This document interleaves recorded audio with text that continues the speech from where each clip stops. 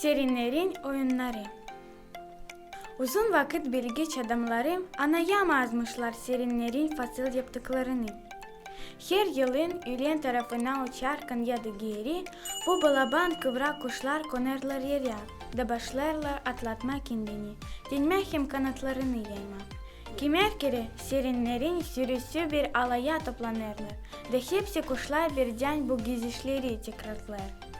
Neden bu kuşlar uçarken binlerce kilometre durgunlarlar da fasıl işleri yaparlar? Nice açıklamışlar, sirenler pek beğenermiş hor oynama.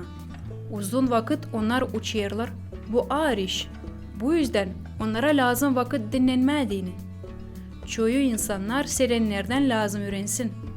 Onlar o kadar çok işlerler, hani dinlenmeyi unutuyorlar.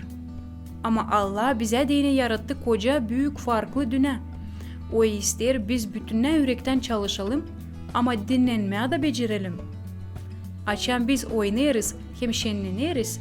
Bundan gösteririz Allah'a ne kadar biz ona şükürüz verdikleri için.